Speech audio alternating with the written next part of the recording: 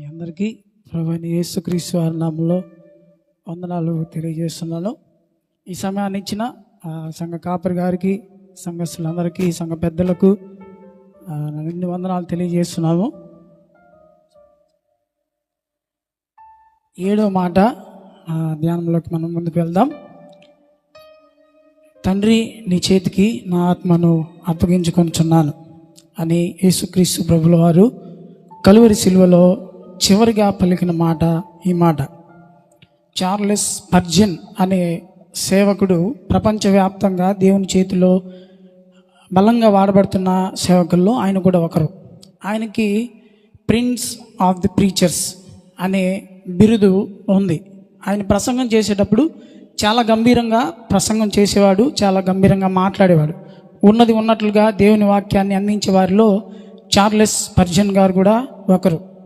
ఆయన ఒక సందర్భంలో మాట తెలియజేస్తూ ఇలా అంటారు: నేను నా జీవిత కాలంలో నేర్చుకున్న థియాలజీ నుంచి ఒక మాట చెప్పాలి అని అంటే, యేసుక్రీస్తు ప్రభువు నా కొరకు చనిపోయాడు అన్న ఈ 4 మాటలని నేను చెప్పగలను అని ఆయన చెప్తాడు. ఎవరు ఎన్ని చెప్పినా కూడా మనం దేవుని చేత ప్రేమించబడ్డాము. ఆ ప్రేమకు రుజువే యేసుక్రీస్తు ప్రభువు యొక్క శిలువ. చాలామంది నిజమైన ప్రేమకు గుర్తు డైమండ్ అని, హార్ట్ అని మనం చూస్తూ ఉంటాం. కానీ యేసుక్రీస్తు ప్రభు యొక్క శిలువ మనకు ప్రేమ అంటే ఏమిటో నిర్వచించింది. కృపా సత్యములు కలుసుకున్నాయి అని బైబిల్లో రాయబడింది. వాస్తవానికి కృప మరియు సత్యము కలుసుకోవడానికి అవకాశం లేదు. రెండు వేరువేరు, రెండు భిన్నమైనవి. సత్యం అంటుంది మనిషి పాపం చేశాడు కనుక ఖచ్చితంగా శిక్ష పడాల్సిందే అంటుంది సత్యం. కానీ ఈ లోకంలో ఏ పాపం కూడా శిక్షించబడకుండా పోదు. ప్రతి పాపానికి ప్రతిఫలము ఉంది. సత్యము ఎప్పుడు కూడా రాజీ పడదు. తప్పు చేశాడు అంటే ఖచ్చితంగా శిక్ష పడాల్సిందే. సత్యం ఎప్పుడు కూడా రాజీ పడదు. తప్పు చేశాడు కాదనడం లేదు, కానీ దాని నుండి తప్పించే మార్గం ఏదైనా ఉందా అంటే కృప అనగా రక్షించడం, సేవ్ చేయడం.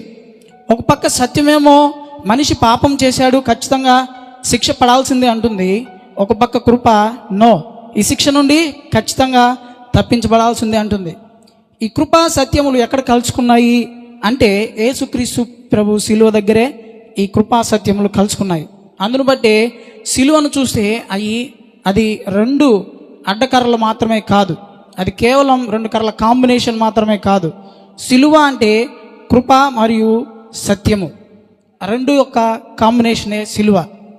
మనిషి శిక్షించబడాల్సిందే, ఆ శిక్షను కూడా నేనే భరిస్తాను అని యేసయ్య భరించి కృపను వెలుగులోకి తీసుకొచ్చాడు.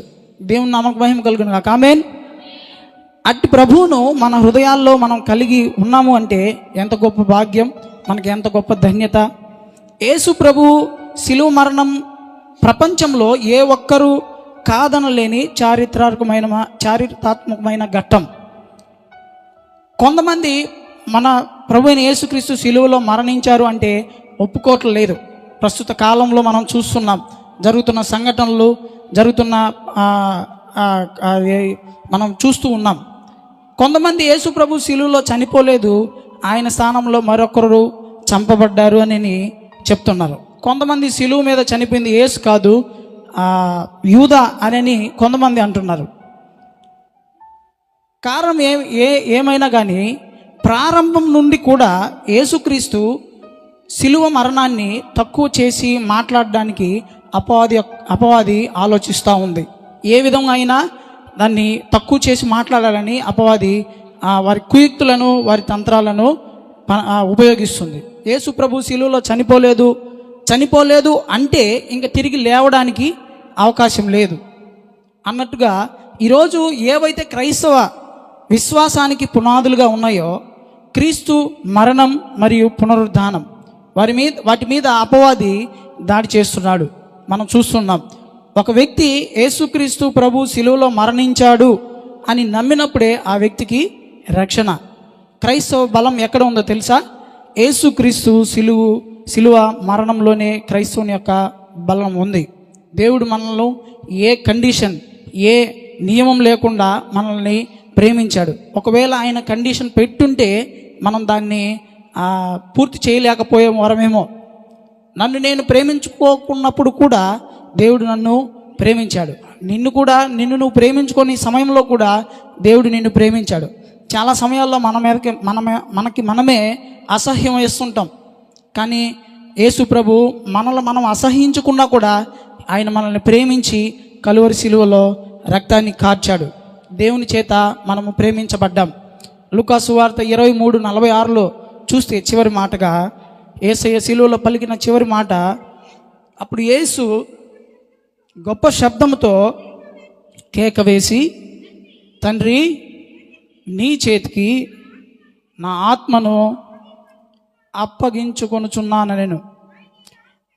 ఆయన ఇలాగు చెప్పి ప్రాణము విడిచెను. అలాగే పాత నిబంధనలో కూడా ఒక మాట గుర్తు చేసుకుందాం. 31వ కీర్తన 5వ వచనం. 31వ కీర్తన 5వ వచనం. నా ఆత్మను నీ చేతికి అప్పగించున్నాను, యెహోవా సత్యదేవా, నన్ను విమోచించువాడవు నీవే. అంటే యేసు ప్రభు చివర పలికిన మాట కొన్ని వేల సంవత్సరాల క్రితమే 31వ కీర్తన 5వ వచనంలో ప్రవచనంగా రాయబడింది. తండ్రి, నీ చేతికి నా ఆత్మను అప్పగించుకొనుచున్నాను అని యేసు ప్రభు ఆ మాట పలికి తన ప్రాణాన్ని ఆయన వదిలేశాడు, ప్రాణాన్ని విడిచిపెట్టాడు. ఒకవేళ ఆయన ఆ పని చేయకపోయి ఉంటే బహుశా ఏ ఒక్కరు ఆయనను ఏం చేయలేము, చంపలేము. ఆయనగా ప్రాణాన్ని విడిచిపెట్టాడు కాబట్టే ఈరోజు మనం ఈ విధంగా ఉన్నాం. ఆయన మనస్ఫూర్తిగా మనలను అందరినీ ప్రేమిస్తున్నానని రుజువుగా తన ప్రాణాన్ని మన కోసం విడిచాడు. తండ్రి, నా ప్రాణాన్ని నీ చేతికి అప్పగించుకొనుచున్నాను అని అన్నాడు. యేసు ప్రభు చివర పలికిన మాటల్లో కొన్ని ప్రాముఖ్యమైన ఆధ్యాత్మిక సత్యాలు మనం గమనించగలిగితే, దేవుడు మనకు ఏమై ఉన్నాడు? తండ్రి అయి ఉన్నాడు. మొదటిగా మనం చూస్తే దేవుడు మనకు తండ్రి అయి ఉన్నాడు. ప్రపంచంలో చాలా మతాలు ఉన్నాయి. ఎన్నో మతాలు ఉన్నా అన్నీ కూడా ఎక్కడి వరకు వచ్చాయంటే దేవుడు దేవుడే, భక్తులు భక్తులే, భక్తుడు భక్తుడే, భగవంతుడు భగవంతుడే. అంతేకాని ఎవరు ఏ మతంలో కూడా తండ్రి అని పిలిచే యోగ్యత ఏ మతంలో కూడా లేదు. కానీ క్రైస్తవ్యంలో మాత్రమే దేవుని ఏమని మనం పిలవగలుగుతున్నాం? తండ్రి అని పిలవగలుగుతున్నాం. తండ్రి అంటే తెలియని వారు ఉండరు. అందరికీ తండ్రి ఉన్నాడు. తండ్రి ఉంటేనే మనం ఇక్కడికి వచ్చాం. కనుక తండ్రి ప్రేమను కొంతమంది ప్రేమను పొందలేకుంటారు, కానీ తండ్రి లేని వారు ఎవరు ఉండరు. తండ్రి అనేవారు ప్రతి ఒక్కరికి ఉంటారు. యేసుక్రీస్తు ఈ లోకంలో ఉన్నప్పుడు చాలా సందర్భాల్లో తండ్రి అని సంబోధించడంలో యేసుక్రీస్తు మనకు నేర్పించే పాఠం ఇదే. సిలువలో పలికిన మాటల్లో మొదటి మాట తండ్రి అని పలికాడు, చివరి మాట తండ్రి అని పలికాడు. తండ్రి అని అక్కడ ఓపెన్ చేశాడు, తండ్రి అని ఇక్కడ ముగించాడు. మనం ఈ సత్యాన్ని గ్రహించగలిగి ఉండాలి. దేవుడు మనకు నేర్పించే పాఠం ఏంటంటే, ఆయన మనకు తండ్రి అయి ఉన్నాడు. ఆయా మతాల్లో మనం ముందుగా మాట్లాడుకున్నట్లుగా తండ్రి అని పిలవడం అనేది దేవదూషణతో సమానం. ఏ మతంలో అయినా దేవుణ్ణి తండ్రి అని పిలిస్తే అది దేవదూషణతో సమానం. ఈ మధ్య యూట్యూబ్లు వీటిలో చూస్తూ ఉంటే కొన్ని వీడియోల ద్వారా కొంత బయట ఏం జరుగుతుందనేది కొంత గ్రహించగలుగుతున్నాం. కానీ క్రైస్తవం ఎంతవరకు మనిషిని దేవుని దగ్గరకు తీసుకొచ్చిందంటే, ఆయనను మనస్ఫూర్తిగా మనం తండ్రి అని పిలిచే యోగ్యతను మనకి దేవుడు ఇచ్చాడు. తండ్రి తన కుమారుల ఎడల జాలిపడినట్లు దేవుడు మన పట్ల జాలిపడును. తండ్రికి బాధ్యత ఉంటుంది కుటుంబం మీద. సాధారణంగా తండ్రికి బాధ్యత కుటుంబం మీద ఉంటుంది. ఎన్నో బాధ్యతలు ఉంటాయి. దేవుడు కూడా మన పట్ల బాధ్యత కలిగి ఉన్నాడు.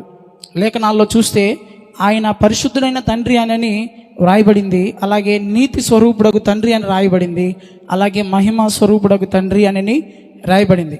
ఈ తండ్రి ఎలాంటి వాడు అంటే, మహిమ కలిగిన వాడు, పరిశుద్ధుడైన వాడు, అలాగే నీతి కలిగిన తండ్రి మనం కలిగి ఉన్న తండ్రి. అలాంటి తండ్రిని మనం కలిగి ఉన్నందుకు ప్రభువును గణపరచాలి, దేవుని స్తుతించాలి. తండ్రి దగ్గర ఎవరైనా చిన్న బిడ్డలు వచ్చినప్పుడు తండ్రి చాలా తండ్రి దగ్గర చాలా స్వేచ్ఛగా మాట్లాడగలుగుతారు బిడ్డలు. తండ్రి ఎంత గొప్పవాడైనా కావచ్చు, కానీ పిల్లలు మాత్రం తండ్రితో ఖచ్చితంగా ఎలా ఉంటారు? చాలా సన్నిహితంగా ఉంటారు పిల్లలు. ఒకవేళ ఆ తండ్రి ఆయన ఒకవేళ బయట ఆయన ఉద్యోగరీత్యా ఆయన ఒక మంచి పొజిషన్లో ఉండొచ్చు, ఒక మంచి మేనేజరో లేకపోతే ఒక మంచి పొజిషన్లో ఉన్నా కానీ అది అంతవరకు బయట మాత్రమే. ఇంట్లోకి వచ్చిన తర్వాత వాళ్ళకి ఆ సత్సంబంధం కలిగి ఉంటారు. మన ప్రభు అయిన యేసుక్రీస్తు కూడా మనము ఆయనను తండ్రి అనే పిలిచే యాక్సెస్ అంటే అర్హత లేకపోతే దానికి ఏమంటారు, దానికి అర్హతని మనకి దేవుడు అనుగ్రహించాడు. దానిని మనం ఉపయోగించి అలానే మనం ఇప్పుడు పిలుస్తున్నాం. మీరు ప్రార్థన చేయనప్పుడల్లా పరలోకమందున్న మా తండ్రి అని ప్రార్థన చేయమన్నాడు. యేసయ్య ఈ రిలేషన్షిప్ని చేయమని తన బిడ్డలకు చెప్పాడు. దేవుని బిడ్డల మధ్య సంబంధం చాలా గొప్పది. ఆయన తండ్రి అన్న మాటను మనము చూస్తున్నాం. అలాగే రెండవదిగా ఆలోచిస్తే ప్రతి మానవుడు తన జీవితాన్ని ఎవరికి అప్పగించాలి? దేవునికి అప్పగించాలి. దేవునికి అప్పగించినప్పుడే వారి జీవితానికి ఒక పరమార్థం.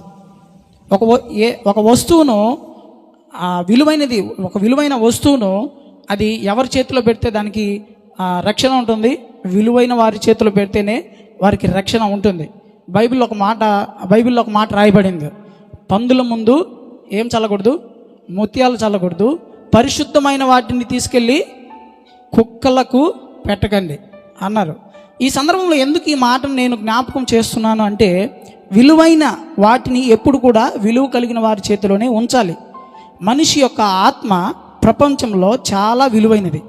యేసు ప్రభు అందుకే అన్నాడు, ఒకడు సర్వలోకాన్ని సంపాదించుకొని ప్రాణం పోగొట్టుకుంటే ఏం ప్రయోజనము?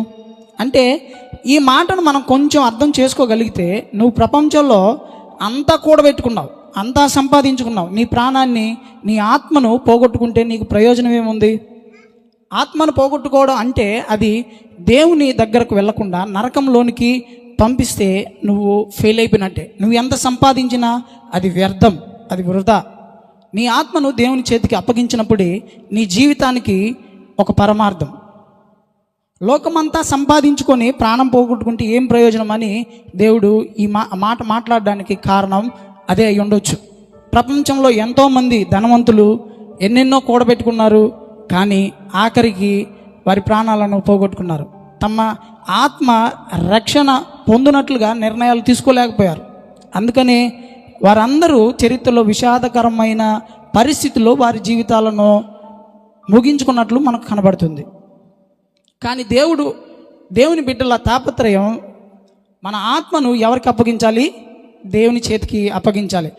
దేవుని చేతికి అప్పగించి మన జీవితాలను అప్పగించకపోతే మన పరిస్థితి ఎలా ఉంటుందంటే, పౌలు భక్తుడు ఒక మాట అంటాడు, దేవుని చేతికి మన జీవితాలను, మన ఆత్మలను అప్పగించకపోతే సాతాను చేతికి మనం అప్పగించబడతామని పౌలు భక్తుడు అంటాడు. చూడండి, 1 తిమోతికి రాసిన మొదటి పత్రిక 1వ అధ్యాయము 20వ వచనంలో, తిమోతి రాసిన మొదటి పత్రిక 1వ అధ్యాయము 20వ వచనంలో ఇద్దరు యవనస్తుల గురించి మాట్లాడతాడు. వారిలో హ్యుమనైనును అలెగ్జాంద్రును ఉన్నారు. వీరు దూషింపకుండా శిక్షించబడుటకై వీరిని సాతానునకు అప్పగించి తిని. వారు సాతానుకు అప్పగించబడ్డారు. ఎందుకంటే వారు మనస్సాక్షి నుండి తొలగిపోయారు. ఓడబద్దలైన పరిస్థితుల్లో వారు ఉన్నారు అని పైన వాడుతూ ఇలా అంటాడు, విశ్వాసం విషయంలో వారు ఓడబద్దలైన వారి వల్లే చెడిపోయి ఉన్నారు అని అంటూ ఈ మాటను వాడతాడు. అంటే చెడుతనాన్ని ప్రేమించి వారందరూ ఎవరికి అప్పగించుకున్నారు? వారి జీవితాలను సాతానుకు అప్పగించుకుంటే సాతానుడు వారిని ఏం చేస్తాడు? వారి ఉద్దేశాల కోసం, వారి పనుల కోసం వాడుకుంటాడు వాళ్ళని.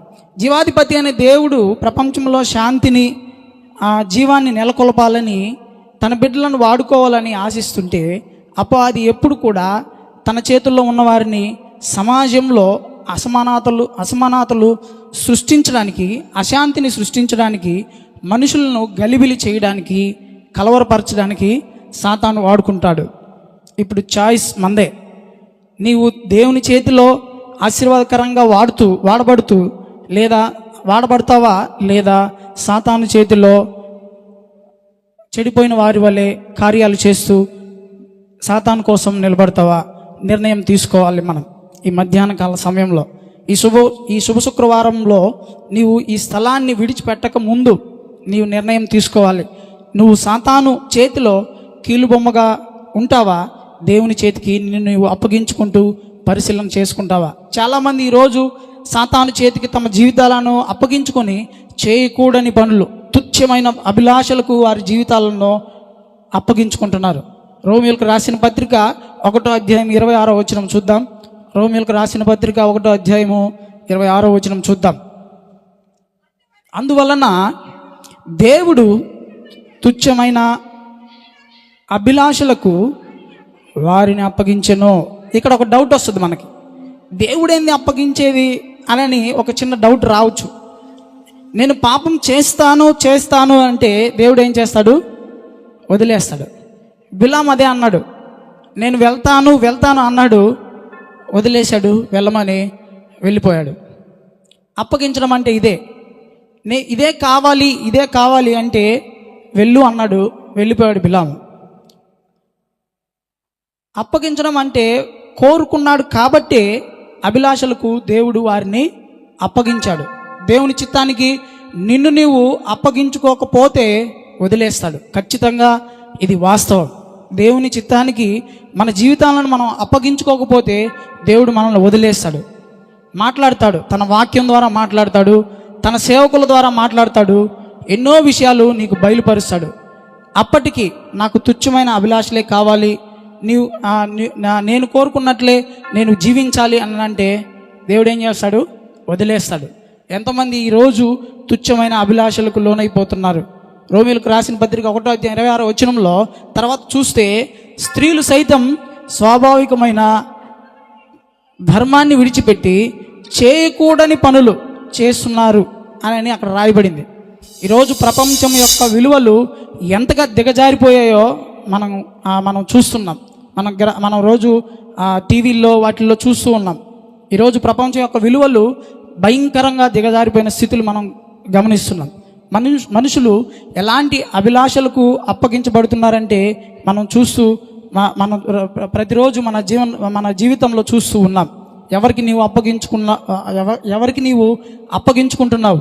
మనల్ని మనం పరిశీలన చేసుకోవాలి. హ్యూమనైను, అలెగ్జాండరు అనే 2 యవనస్తులు సాతానుకి అప్పగించబడ్డారు.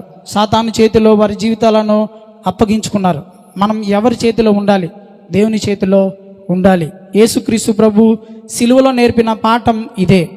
ప్రభు తను తాను అప్పగించుకున్నాడు అని ఆలోచిస్తే, మొదటిగా మనందరము మహిమగల సంఘంగా ఉండాలని దేవుడు తను తాను అప్పగించుకున్నాడు. ఎఫెసీ రాసిన పత్రిక 5వ అధ్యాయము 27వ వచనం చూస్తే, ఎఫెసీ రాసిన పత్రిక 5వ అధ్యాయం 27వ వచనం,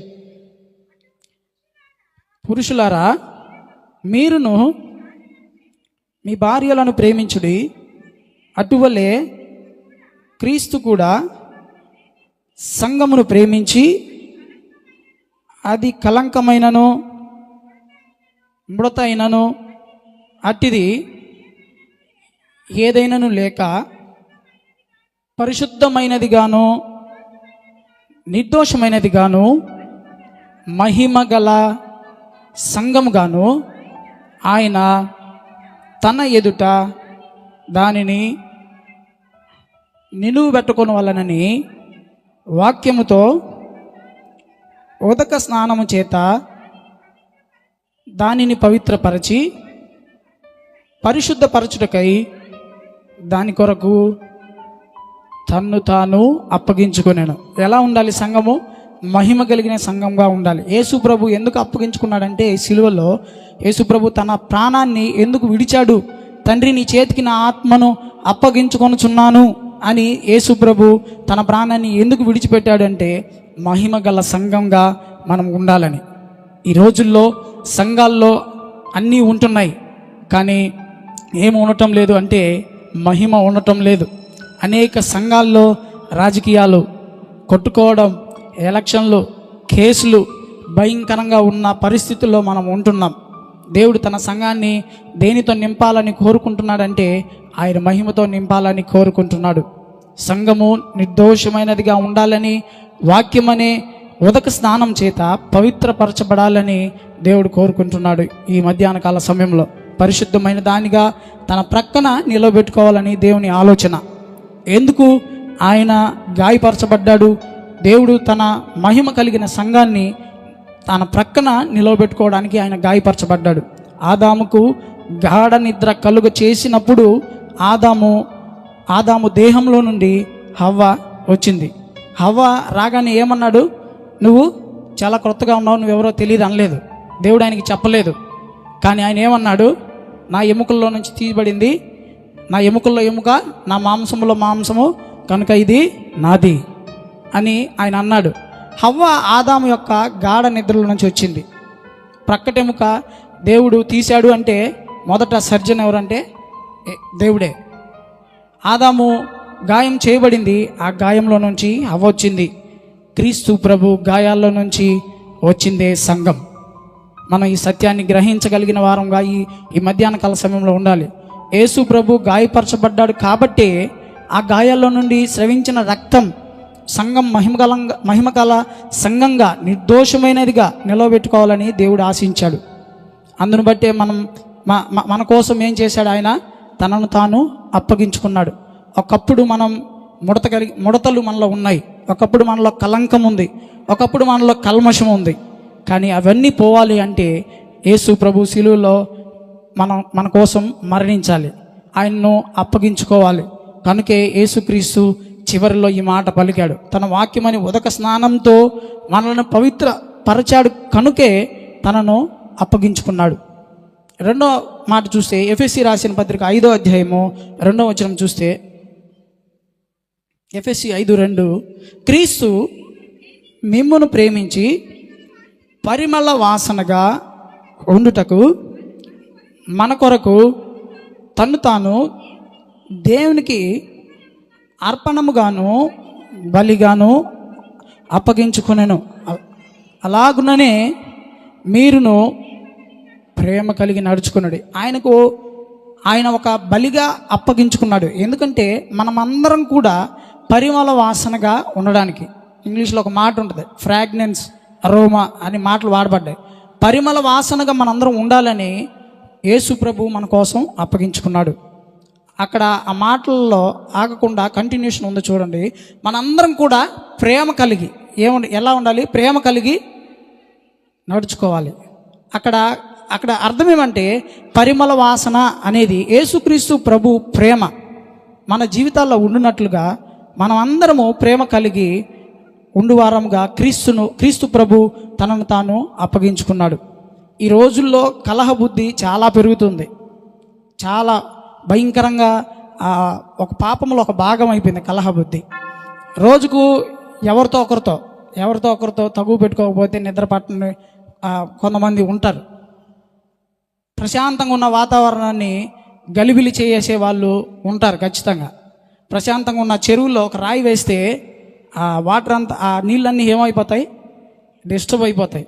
అలాగే కొంతమంది మాటలు, కొంతమంది క్రియలు, వారి పనులు కూడా అలానే ఉన్నాయి. ఈ రోజుల్లో స్త్రీలు ఉంటారు కొంతమంది, తన కుటుంబాన్ని ప్రేమించినంతగా వాళ్ళ అత్తమామల్ని ప్రేమించలేని పరిస్థితుల్లో ఉంటారు. స్త్రీలు ఉన్నారు కొంతమంది మాత్రం, అందరు కాదు.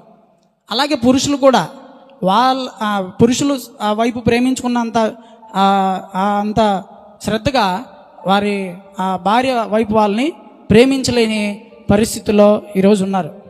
మనం ఏ మంచోళ్ళమని దేవుడు మనల్ని ప్రేమించాడు మనం ఆలోచించాలి. నేను చెడిపోయినానని తెలిసినా, నేను పాపినని తెలిసినా, నేను అపరాధములతో ఉన్నానని తెలిసినా ఆయన నా కోసం నీ కోసం ప్రాణం అర్పించాడు. అలాంటి ప్రేమలో మనం ఎదుగుదామా? ఈ గుడ్ ఫ్రైడే రోజు కొంచెం మన హృదయాలను మార్చుకుందాం, ప్రేమతో నింపబడదాం. కక్షలతో, కార్పణ్యాలతో మన జీవితాలను నెట్టేసుకోకుండా కొంచెం దేవుని కోసం, దేవుని ప్రేమతో మనం మన జీవితాన్ని నింపుకొని దేవుని నామానికి మహిమకరంగా ఉండాలి. ఒక చిన్న ఉదాహరణ చెప్పి నేను ముగిస్తాను. 20వ సెంచరీలో 1910 నుంచి 1945వ సంవత్సరంలో జరిగిన యుద్ధం మనకు తెలుసు. జపాన్ సౌత్ కొరియా మధ్య భయంకరమైన యుద్ధం జరిగింది. ఇప్పుడు రష్యా ఉక్రెయిన్ మధ్య ఏ విధంగా అయితే యుద్ధం జరిగిందో అదే విధంగా ఆ యుద్ధం జరిగింది. ఆ యుద్ధంలో ఒక మిషనరీ పాల్ యాంగిచో అనే మిషనరీ సౌత్ కొరియాకు చెందిన అతను. జపాన్ వారి వికృత చేష్టలకు సౌత్ కొరియా భయంకరంగా బాధించబడింది. ఆ సౌత్ కొరియాకు చెందిన ఈ పాల్ యాంగిచో అనే అతను భయంకరంగా తన కుటుంబం, తనకు సంబంధించిన వారందరూ బాధించబడ్డారు. కానీ ఆయన దేవుని మిషనరీగా ఉంటూ ఆయన ఒక ప్రార్థన చేసేవాడు. ఏమనంటే, నేను ఏ దేశానికైనా వెళ్ళి సువార్త ప్రకటిస్తాను ప్రభువా, కానీ జపాన్కి మాత్రం నేను వెళ్ళను అని తన అనుదిన ప్రార్థనలో చేసేవాడు. అనేక దేశాలు తిరుగుతూ ఒకరోజు దేవుని పిలుపు అతనికి వచ్చి, యాంగిచో నువ్వు జపాన్కి వెళ్ళాలి, అక్కడ ప్రజలు చాలా వినాశనమైపోయి చాలా బాధించబడుతున్నారు, అక్కడ రక్షణ లేక ఎంతో మంది ఉంటున్నారు, నువ్వు అక్కడికి వెళ్ళి సువార్త ప్రకటించాలి అని దేవుడు చెప్తే ఏం ఆలోచిస్తాడైనా? ప్రార్థన చేస్తున్నాడు, నేను అక్కడికి వెళ్ళకూడదని దేవుడు చెప్పాడు. సరే దేవుడు చెప్పాడు కదా అని బయలుదేరి వెళ్ళాడు, సువార్త ప్రకటించడం స్టార్ట్ చేశాడు. అక్కడ ఉన్న వారిని అందరిని చూస్తున్నాడు. వాళ్ళందరిని చూస్తుంటే వారి కుటుంబం ఎంత బాధించబడింది, వాళ్ళకున్న వాళ్ళ సౌత్ కొరియా వాళ్ళు ఎలా బాధించబడ్డారు, తనలో తన కుటుంబం కూడా ఉంది. ఇవన్నీ ఆయనకి కళ్ళ ముందుకు వస్తూ ఉన్నాయి. కానీ ఒక్కసారి ఆయన ప్రార్థన చేస్తూ కళ్ళు మూసుకుంటే ఆయన కళ్ళ ముందుకు యేసుక్రీస్తు ప్రభు శిలువ కంటి ముందుకు వచ్చింది. ఆయన కార్చిన రక్తం, ఆయన ప్రేమించిన విధానం, ఆయన నీ కోసం చేసిన త్యాగం అన్నీ ఆయన కళ్ళ ముందుకు వచ్చాయి. ఆ సమయంలో ఐ హేట్ యు జపాన్ అని అనాల్సిన Paul Yonggi Cho I love you, దేవుడు మిమ్మల్ని ప్రేమిస్తున్నాడు, గాడ్ లవ్స్ యూ అని ఆయన పలకడం జరిగింది. ప్రేమ కలిగి మనము ప్రేమ కలిగి పరిమళ వాసనగా ఉండడానికి క్రీస్తు తను తాను అప్పగించబడ్డాడు. మనందరికీ చక్కని మాదిరి ఆయన చూపిస్తున్నాడు. కళ్ళు మూసుకుందామా, ప్రార్థించుకుందాం. మన కొరకు అప్పగించబడ్డ యేసయ్య మన హృదయాల్లో చేర్చుకుందామా, ఆయనకు చోటిద్దామా. ఇంతవరకు తుచ్చమైన అభిలాషలకు చోటిచ్చాము, సాతాను చేతికి మన జీవితాలను అప్పగించుకున్నాము. వ్యర్థమైన సంప్రదాయాలు, ఆచారాలకు మన జీవితాలను అప్పగించుకున్నాం. కానీ ఈరోజు మన జీవితాలను ప్రభుకు అప్పగిద్దామా? క్రీస్తు ప్రభు తన ప్రేమను వెల్లడిపరిచాడు. ఎట్లనగా మనం ఇంకా పాపులమై ఉండగానే, మనం ఇంకా శత్రువులమై ఉండగానే, మనం ఇంకా బలహీనులమై ఉండగానే క్రీస్తు యుక్త కాలమున మన కోసం ఆయన చనిపోయాడు. మనిషి యొక్క పాపాలను క్షమించబడినట్లుగా యేసు ప్రభు శిలువలో మరణించి తను తాను అప్పగించుకున్నాడు. కృపా కనికరం కలిగిన మా ప్రియ పరలోకపు తండ్రి, నీ పరిశుద్ధమైన నామానికి వందనములు స్తుతులు స్తోత్రములు తెలియజేస్తున్నాం నాయన. ఈ మధ్యాహ్న కాల సమయంలో అయా ఈ 7వ మాట ద్వారా నాయన, అయా ఇంతవరకు నాయన మీరు మాట్లాడే విధానాన్ని బట్టి నీకు వందనములు నాయన. తండ్రి, నీ చేతికి నా ఆత్మను అప్పగించుకొనుచున్నాను అని నాయన మా అందరి ద్వారా నాయన కొన్ని మాటలు నాయన మీరు నా ద్వారా నాయన పలికించారు నాయన. అది నీ మాటలను బట్టి నీకు వందనములు స్తుతులు స్తోత్రములు తెలియజేస్తున్నాను నాయన. ఈ మధ్యాహ్న కాల సమయంలో నాయన అయా మీరు మమ్మల్ని నాయన తండ్రి అని పిలిచే యోగ్యత మాకు అనుగ్రహించారు నాయన. అటు ధన్యతను మేము కలిగి ఉన్నామంటే నాయన అయా నాయన నీ నామముకు నాయన మహిమ కలుగును గాక నాయన. అలాగే నాయన మా జీవితాలు నాయన, మా విలువైన జీవితాలు నాయన నీ చేతిలో పెడితే నాయన అయా నాయన మేము ఫలవంతమైనగా నాయన జీవిస్తాం నాయన. అయా నాయన సాతాను చేతిలో మా జీవితాలను ఉంచుకొనుకున్నా నాయన, నీ చేతిలో నాయన మా జీవితాలను ఉంచుకున్నాయన. అయా మా జీవితాలను ముందు కొనసాగించుకున్నటకు నాయన, ప్రేమ కలిగినైనా మేము జీవించటకు నాయన నీ కృప మాకు అనుగ్రహించమని ప్రార్థిస్తున్నాను నాయన.